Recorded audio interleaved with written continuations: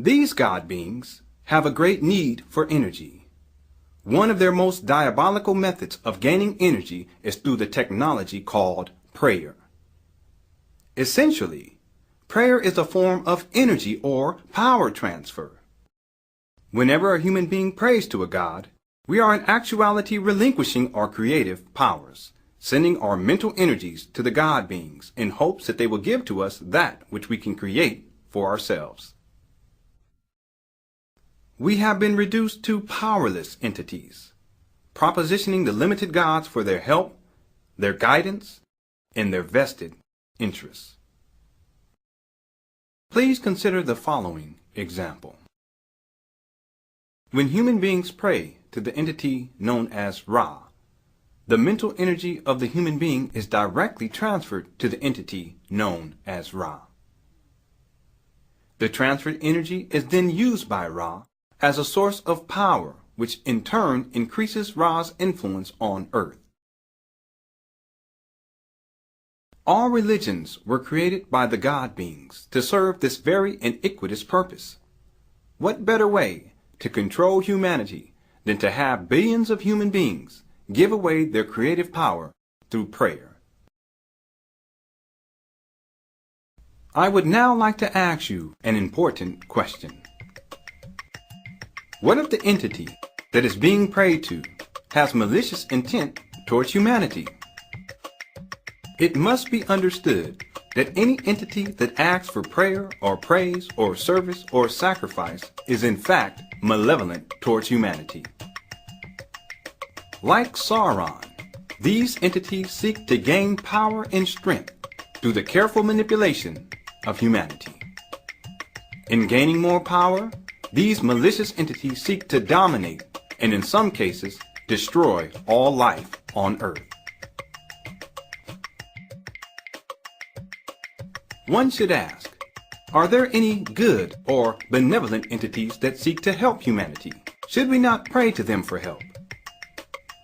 Well, I will tell you that there are three sequential issues that we must consider in order to answer this important question. 1. Malicious intent always takes more energy to actualize than kind intent. Therefore, entities with malicious intent will always demand energy from you. Conversely, kind entities will ask nothing of you, save your continued pursuit of intellectual and spiritual growth. Their help, usually in the form of information, is given for kindness' sake alone. Before we proceed, I would like to share with you that in the scheme of the universe, information is free. It exists in everything as is. This omnipresent information is accessible at any time, but can be shielded from us when we are intellectually and spiritually compromised. 2. The entities that seek to help humanity understand one very important aspect of our relationship to the gods, namely, that it is ultimately humanity that must see to it that the parasitic relationship between the gods and humanity ends. Therefore, benevolent entities will help only to a certain point. Once this point is reached, it is up to humanity to confront the entities that have enslaved us for millennia. 3.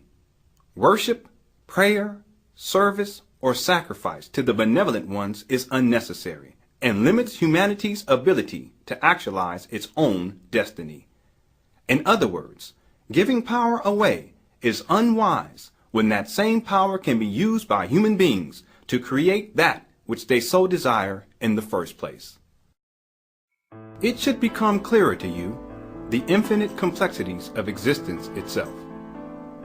There are gods, there are humans, there are creatures on the surface of and deep within the planet Earth.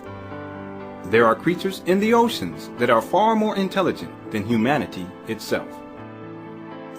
There are creatures that exist outside of our visual frequency range and literally walk amongst us. There are beings far out amongst the stars. There are beings that exist in multi-dimensions. Beyond this, there are infinite possibilities. I only wish that we could explore more of these possibilities. However, we must remain focused if we are to regain our sight. We human beings have been programmed to oversimplify existence itself. The oversimplification of existence has always proven a source of comfort for a fearfully powerless humanity. Recall that we give most of our power away to the gods. Consequently, we have become weak. In our state of spiritual and intellectual weakness, we have been brought to a point in our existence where we are easily manipulated by the gods. But there is something more that we must grasp if we are to uncover a deeper truth, of which I will share with you later in this video series.